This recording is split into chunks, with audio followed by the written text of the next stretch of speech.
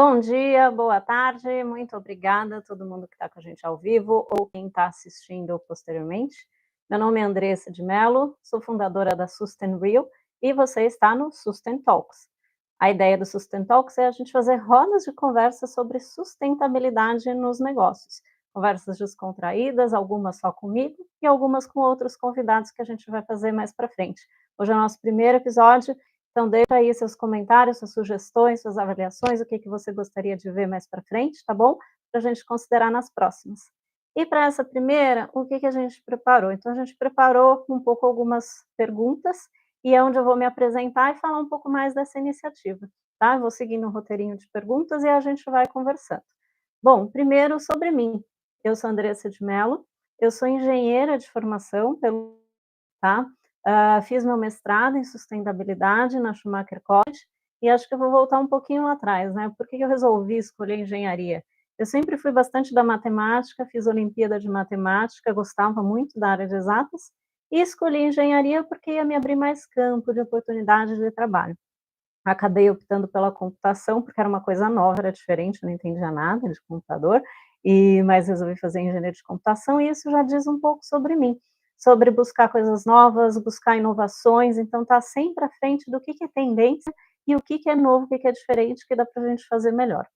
Durante o curso de engenharia, foi que eu fui me envolvendo já com negócios, então desenvolvi minha carreira toda em gestão e estratégia de negócios. Fui trabalhar em consultoria no BCG, Boston Consulting Group, que é uma consultoria de estratégia. Trabalhei também na HP na França e depois na Natura, em novos negócios internacionais, desenvolvimento organizacional, inovação comercial. Então, sempre com como é que a gente expande negócios, como é que a gente muda negócio, como é que a gente cresce, trabalha a cultura.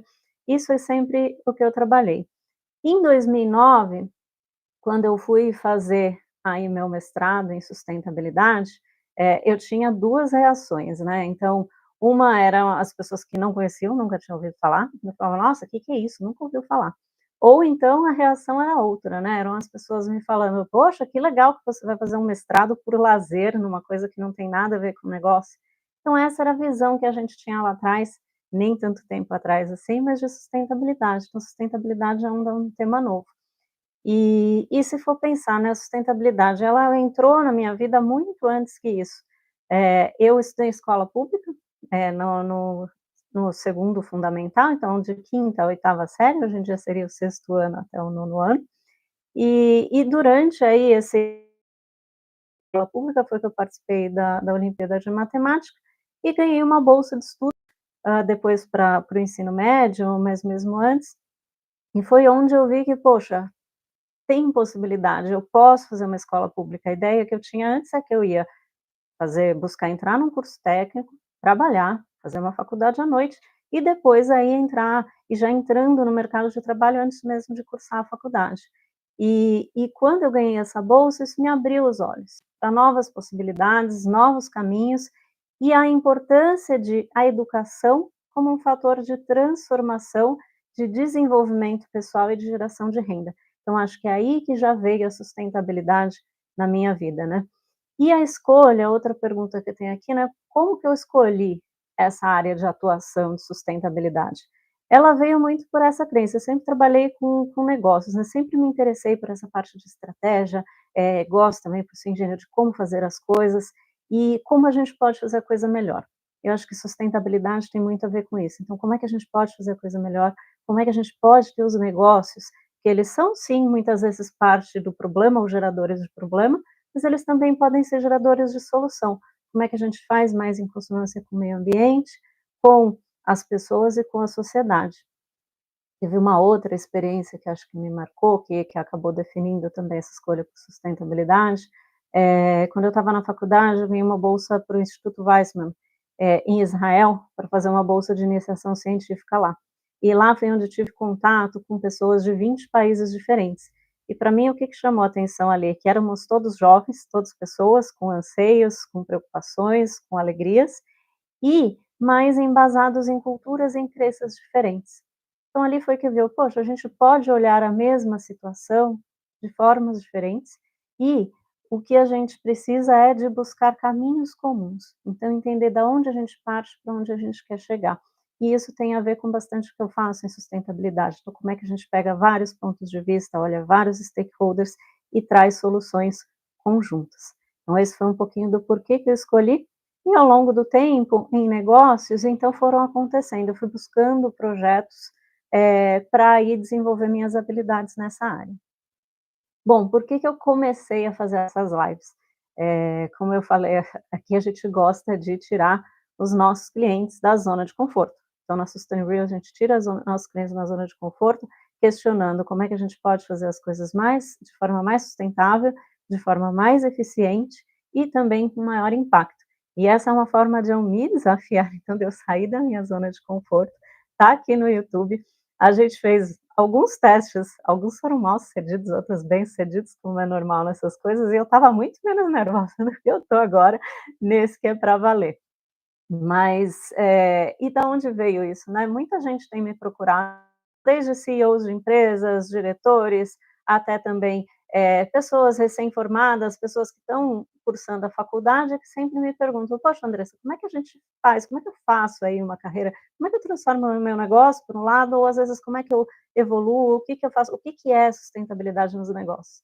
Várias pessoas já vêm me provocando também há bastante tempo, poxa, por que que você não faz podcast? Por que que não faz live? Eu venho enrolando, enrolando, enrolando, e aí finalmente saiu do papel aí, saiu das ideias. Então, como eu falei no começo, da gente fazer conversas, algumas vou estar só eu, e outras eu vou entrevistar pessoas, então não digo que entrevistar, são rodas de conversas, sustain talks, são conversas de sustentabilidade nos negócios. Que a gente traga temas, que a gente traga visões diferentes, pontos de vista, sempre nessa visão. Como é que a gente alia lucro com sustentabilidade? De uma forma divertida, de uma forma descontraída, e sem muito compromisso, sem muita formalidade. A gente vai fazer todas as terças-feiras ao meio-dia, então preparem aí, inscreva-se no canal, curte a gente, segue a gente aí para você participar. Semana que vem, que é carnaval, eu queria fazer, mas já me convenceram que talvez não seja uma boa, embora a gente tenha aí gente em outros fusos horários, em outros países que não celebram o carnaval, mas aqui no Brasil, então, a coisa é um pouquinho diferente, então a gente pula uma semana e volta depois, tá? O formato vão ser sempre perguntas e respostas, seja comigo ou seja com outras pessoas. E aí, para hoje, a gente separou algumas perguntas introdutórias, que são perguntas que eu ouço bastante, que muitas pessoas me fazem, tá? E vocês fiquem à vontade para deixar aí nos comentários, que a gente vai respondendo ao longo do tempo, o que não der a gente condensa para trazer na próxima. Bom, primeiro, né, o que que você faria diferente na sua carreira? Tanto coisas que se arrepende e de não ter feito. Essa é uma pergunta, assim, forte, difícil de responder, e o que que normalmente eu trago, assim, eu sempre procuro pensar, isso que eu trago também para as pessoas que faço mentoria, liderados, enfim, em cada decisão, eu parto do pressuposto que eu tomei a melhor decisão com os dados e com o desenvolvimento com que eu tinha na cabeça na época. Então a gente, assim, quando a gente olha depois, é muito fácil falar: "Se fosse naquela época, eu teria feito isso". Lógico, se fosse com a cabeça de hoje, você tem mais conhecimento, você está mais desenvolvido, você aprendeu novas coisas que te fariam ter uma decisão diferente. Então acho que essa é a primeira coisa. Se a gente vê aí decisões que eu tomei, né, quando eu decidi, terminei a faculdade, eu decidi ir pra França, fui trabalhar lá, larguei proposta de emprego boa que eu tinha aqui, eu ouvi bastante o meu coração, eu queria ter essa experiência fora. Quando eu fui fazer meu mestrado em sustentabilidade, quando eu falei, parecia as pessoas achavam que eu estava fazendo, assim, algo que eu ia acabar com a minha carreira, ou que eu tinha, sei lá, eh, ia jogar tudo fora, fazer outra coisa tudo de novo, e não, sempre foi uma continuação, mas eu acho que essa é a dica que eu dou, assim, tomem decisões com base no racional, mas também ouvindo o seu coração e sua intuição. Então, qual é o caminho que faz sentido para você? Isso é bastante o que eu fiz na minha carreira, às vezes de maior insegurança e de maior medo, são normalmente onde eu não ouvi meu coração. Eh, então é isso, como é que a gente busca sempre o próximo passo também. Às vezes a gente não sabe o que vai ser daqui a 2 anos, daqui a 5 anos, daqui a 10 anos, mas o que que eu posso fazer agora que vai me levar para o caminho que eu quero? E o que que eu deixo de fazer que não está me levando para o caminho? E aí, só para ser mais específica na pergunta, para eu não fugir, né, o que que eu me arrependo? Eu acho que tem uma coisa que eu vejo que assim, eu podia ter feito melhor, Eu sempre trabalhei mais de 20 anos no mundo corporativo e sempre trabalhei muito em empresas que eu trabalhei, então entregando resultados, projetos e tudo mais, e não trabalhei a minha marca pessoal. Acho que se fosse ver uma coisa que eu vejo que, poxa, se eu tivesse feito, teria me ajudado muito, é isso. De novo, teve uma série de fatores do porquê eu não fiz, mas esse acho que é hoje o que eu mais, sinto falta, principalmente quando eu fui para a visão empreendedora. Bom, próxima pergunta. Quais habilidades você acha importante para prosperar em carreiras ligadas à sustentabilidade e como adquiri-los ao longo do desenvolvimento profissional? Aqui eu vou separar em 2 partes, né, tem uma visão do gestor e outra visão das pessoas que buscam aí desenvolver, uma da liderança e outra das pessoas que vão, construir a sua carreira, né. Mas, normalmente o que que é importante? O que que é imprescindível para a sustentabilidade? É você ter uma visão multidisciplinar. A sustentabilidade ela é um tema complexo, ela é um tema que envolve muitas variáveis, tá. A gente olha aí para a matemática, a gente tem sistemas lineares, sistemas complexos, né. Então a sustentabilidade ela é complexa, são muitas variáveis, são muitas coisas e para a gente ter uma solução de negócio sustentável, a gente precisa olhar vários pontos de vista. Então a gente precisa olhar lucro e meio ambiente, e sociedade, e stakeholders, e acionistas, e colaboradores, não dá para a gente olhar um ou outro. É óbvio que a gente não dá para ter tudo para todo mundo, então como é que a gente tem combinações e acordos? Então 2 pontos aí já vieram, olhar multidisciplinar na sustentabilidade, essa vários pontos de vista, se colocar no lugar do outro, ou dos outros, das outras, então dependendo do que a gente estiver olhando. E eu gosto bastante de olhar um pragmatismo. Então, assim, é lógico que existem várias visões de sustentabilidade, né, mas para a gente falar em sustentabilidade no negócio, que é o que eu trabalho bastante, tem que ser pragmático. A gente tem que ter soluções que funcionem, que as pessoas envolvidas veem valor, tanto cliente quanto, eh, acionistas e colaboradores. Então acho que essas são habilidades importantes, tá. Outra coisa, cursos. Tem bilhões de cursos agora aí de sustentabilidade. O que que, eu recomendo para todo mundo? Cuidado com o que você vai escolher. É um tema novo, tem pouca gente que tem experiência de fato nisso, e é uma coisa onde a gente vai experimentando. Cuida quando tem um curso que fala: relatos ESG. Uma coisa é você trabalhar com relatórios e na área corporativa de sustentabilidade, se você é um líder. Uma coisa é você montar uma área corporativa, outra coisa é você criar, transformar o seu negócio para ele ser mais sustentável. Uma coisa é complementar a outra, mas são habilidades diferentes. Uma habilidade de eu olhar metas, padrões, eu ver aí quais são os standards, as referências de metodologias para verificação, para acompanhamento de indicadores. A outra coisa é como é que eu olho meus processos, como é que eu crio produtos diferentes, como é que eu me relaciono com as pessoas de um jeito diferente, tá? Então, ao procurar cursos, tem vários cursos grátis e pagos de diferentes instituições. A ONU tem, Schumacher College, que é onde eu fiz, tem, outras instituições agora no Brasil, várias têm. Olham bastante conteúdo. Tem a ver com a sua área de atuação, tem a ver com o seu negócio, tem a ver com o meu principal desafio como negócio ou como uma liderança de uma área, a gente pode aplicar sustentabilidade para o comercial, para a gestão de processos industriais, para várias coisas. Então, como é que a gente olha isso? Se eu trabalho numa indústria, eu recomendaria olhar o conceito de economia circular. Se eu trabalho no marketing, aí talvez como é que eu posiciono, como é que eu falo de posicionamento, como é que eu linko aí com as principais histórias e narrativas que estão. Então, cada área é uma coisa, tá? Não confunda também meio ambiente com sustentabilidade. São complementares, mas diferentes. Vamos lá. O que você observa em um funcionário para contratá-lo para a área de sustentabilidade, tanto subjetivo quanto objetivo de habilidades técnicas? Tem muito a ver com o que eu falei antes. E aí aqui eu vou trazer de novo o olhar de liderança, se eu sou um CEO, uma alta liderança de uma empresa e quero contratar alguém de sustentabilidade. Tem alguns cuidados, existem várias formas de atuar em sustentabilidade. Uma coisa é o advocacy, outra coisa é você trabalhar com report, compliance, esse ponto de vista e riscos, na questão de sustentabilidade.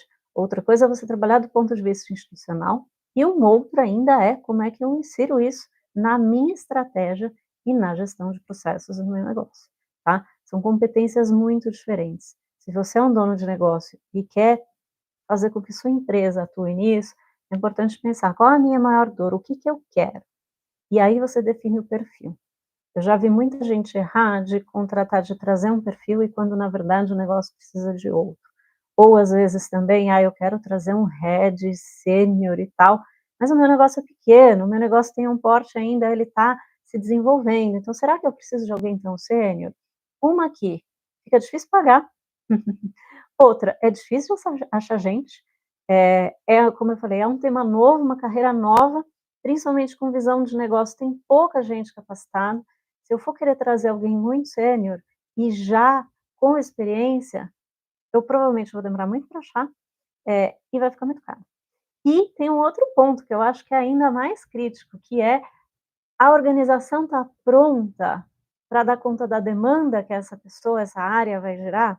Porque não basta eu só ter algo para mostrar. Então, assim, eu tenho que olhar meus processos, tenho que olhar meus produtos. É uma jornada de evolução. Eu não falo assim, não tem um objetivo, tá terminado, acabou, a sustentabilidade está 100%, não existe isso. Então, assim, minha organização está pronta, estou capacitada, é o momento de eu trazer ou eu posso ir construindo aos poucos? Eu já trabalhei com bastante, liderança de: "Poxa, vamos então trazer um perfil um pouco diferente, a gente forma então alguém que conhece o negócio, mas não conhece tanto sustentabilidade, a gente vai trazendo esse repertório, tá?". E aí agora do ponto de vista, né, de colaborador, poxa, o que que eu preciso, o que que eu olho, o que que eu olho e o que as empresas olham para buscar. Então nessas dicas aí do que eu dei de quando eu vou recrutar, você já vê um pouco o outro lado, né. Mas o que que eu olho para trabalhar bastante comigo? Visão multidisciplinar, como eu já falei, essa questão de se colocar no olhar do outro, né, pragmatismo para mim é muito importante, então, independente se vai trabalhar de um jeito ou de outro, para mim é muito importante, e curiosidade. Esse é um tema novo.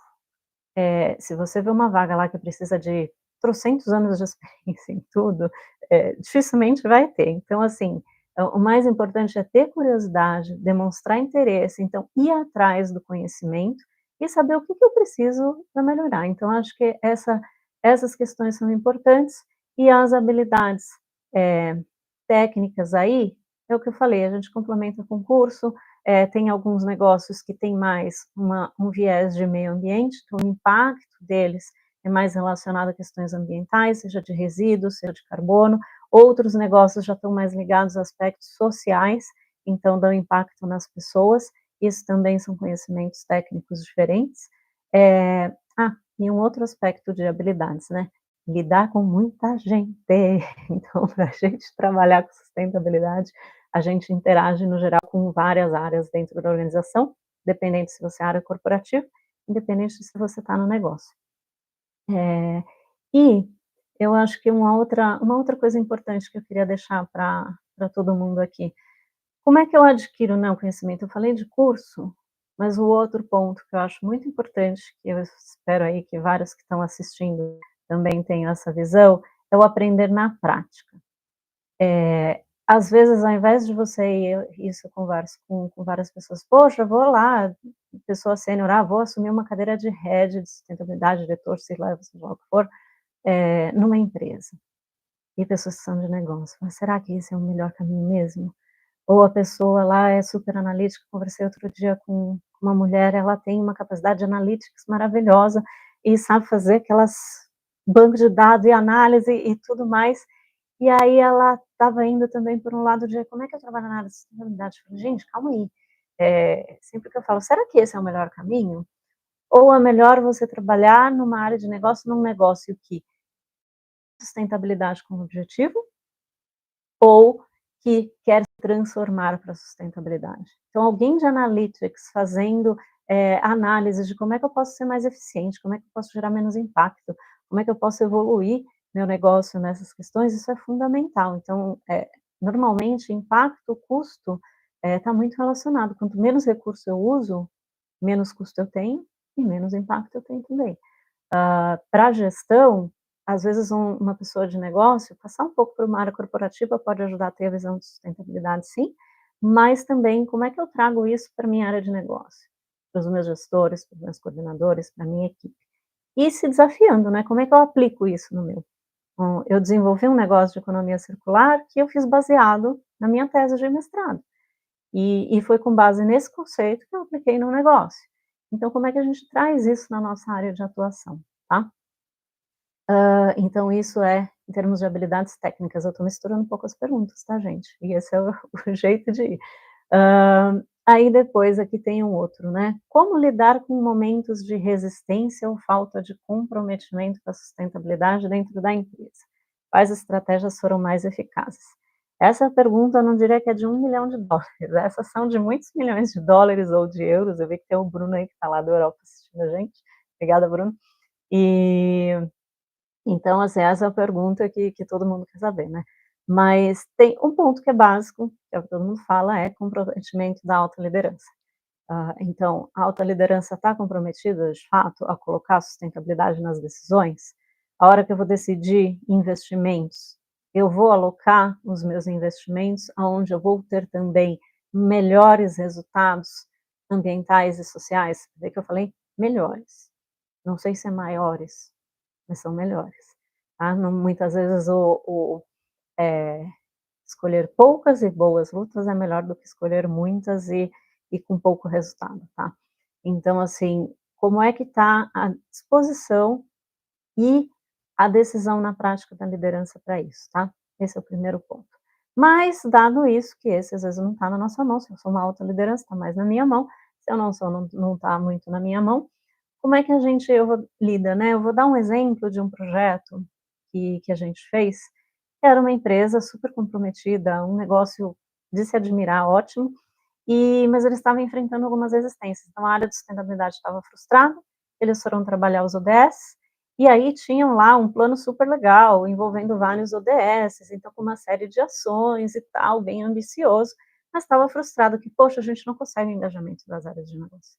E aí, a hora que ia falar com as áreas de negócio, por outro lado, elas estavam lá: "Poxa, eu estou aqui preocupada em entregar o resultado, tenho que garantir que tem dinheiro para pagar o salário de todo mundo, e, vem a área de sustentabilidade e me vem falar de umas coisas que não tem tempo para fazer isso".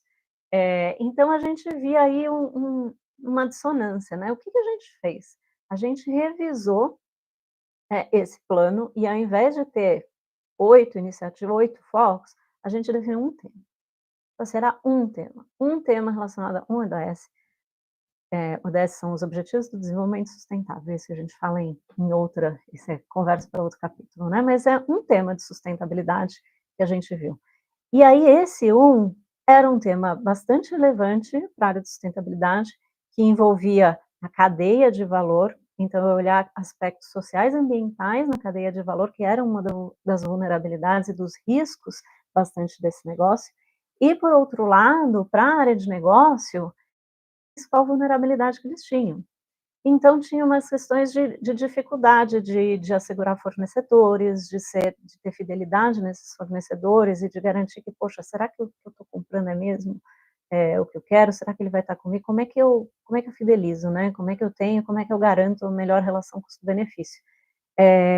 E aí a hora que a gente atacou, endereçou, né, não vou falar atacar que é muito forte, mas a hora que a gente endereçou, a hora que a gente foi, definiu essa uma prioridade, e olha, vamos olhar isso, vamos trabalhar os aspectos socioambientais e vamos ver os fornecedores, como a gente se relaciona e a entrada com eles.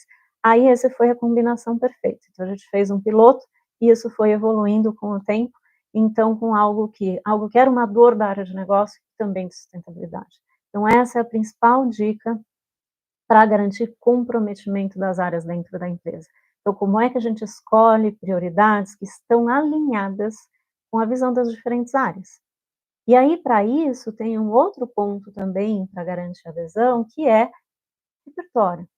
Quando a gente fala de sustentabilidade, muita gente ainda não sabe o que é.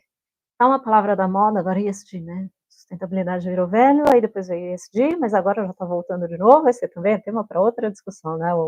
É ESG ou é sustentabilidade? Não vou entrar nisso agora. Ah, mas está na moda, as pessoas às vezes têm vergonha de falar que não sabe o que é, mas ao mesmo tempo não sabe o que é. Ou acha que sabe. Porque como é complexo, são muitas variáveis, então às vezes, poxa, o que eu estou vendo é o que é. Então acho que isso de também trazer esse repertório, falar para as pessoas sobre o que é, traduzir o que é eu olhar a sustentabilidade no meu negócio e na minha realidade, tá. Então esses são os 2 pontos, então trabalhar com temas que são dores e que as áreas veem valor, e aí a gente está falando de trabalhar com pessoas, tá. Então tem que ouvir as pessoas. E também trazer conteúdo, trazer repertório e traduzir. Como é que eu traduzo de forma mais prática possível o que é essa minha visão de sustentabilidade para a operação? O que é a minha visão de sustentabilidade, para o RH? Como é que eu traduzo em ações do dia a dia, tá? E acho que essas são estratégias que foram aí bem-sucedidas no que eu fui usando e nos projetos que a gente engaja, né, ouvir bastante as pessoas, trazer os pontos de dores, definir poucas e boas prioridades. E eu vou trazer mais um, como receber aqui a devida atenção dadas a outras diretorias da empresa para o setor de sustentabilidade. Ai, ai, esse é sempre o o dilema, né, a gente acha e aí tem, né, tem algumas discussões que a gente vê, sustentabilidade ele está num tema da moda, vai chamando bastante atenção, e às vezes a gente vê muitas vezes de, poxa, às vezes não está atraindo o mesmo investimento que outras áreas, né. Então como é que a gente cria essas conexões? A gente mostra mais pragmatismo. Eu vejo às vezes aquele, para quem é das mais antigas, né, o dilema de Tostines, para as novas gerações isso não vai fazer o mínimo sentido, mas como é que ao mesmo tempo eu valorizo o que eu tenho, mostro pragmatismo, e aí investindo de forma relevante. Eu vejo muita gente fazer: "Ah, eu tenho pouco dinheiro, então eu vou fazer um pouquinho, vou distribuir aqui um pouquinho cada um aqui, para eu poder fazer tudo". E aí nisso não faz nada muito bem. Então ao invés de eu distribuir meu dinheiro, se eu tenho 10 dinheiros, ao invés de eu pôr R$ 1 em cada um, será que não é melhor eu escolher 2 e pôr R$ 5 em cada um e conseguir fazer algo melhor? Eh, então acho que isso. E e aí entendendo isso, o que é o momento da empresa? O que é que está mais pedindo? Tem um lado que é obrigação. A lei está vindo, a lei ou a regulamentação, às vezes não necessariamente uma lei, mas é uma regulamentação de segmento de mercado, como a gente tem do mercado financeiro vindo aí. Então como é que eu olho o que é obrigatório e ao mesmo tempo vou fazendo algo que é além do obrigatório e vou trabalhando com inovação. Juntar inovação com sustentabilidade tem tudo a ver. A gente pensar em formas mais sustentáveis de fazer é a gente inovar. Inovar processos, inovar produtos, fazer de forma mais eficiente, sim. Então, para mim, fazer sustentabilidade não é necessariamente gastar mais, pode ser, mas pode ser também trazendo eficiência, trazendo menor uso de recurso, que isso vai gerar um benefício. E também mais rentabilidade, mais receita. O consumidor está mudando, já mudou em muitos casos, e como é que a gente então traz isso dentro da nossa proposta de valor. A gente está chegando ao final aqui, queria agradecer aqui aos comentários, aos parabéns, muito obrigada, deixem aqui suas dúvidas, mandem suas dúvidas para a gente, e a gente vai considerar para as próximas, como eu falei, toda terça estaremos aqui, curtam o canal, divulguem, fiquem à vontade, se ficar com vergonha de comentar aqui, pode mandar no privado, manda depois no site, ou então nas nossas redes sociais, a gente está no Instagram, está no LinkedIn e aqui no YouTube, são sempre @sustainreal, é sempre esse o nosso caminho, deixe seu comentário, deixa suas perguntas para a próxima, e eu queria aproveitar aí que a gente vai entrar no carnaval, então aproveitem, lembrem-se que glitter são micropartículas que vão para a água e vão parar nos oceanos, evitem o glitter, serpentinas e confetes. Quais são os jeitos sustentáveis da gente fazer isso?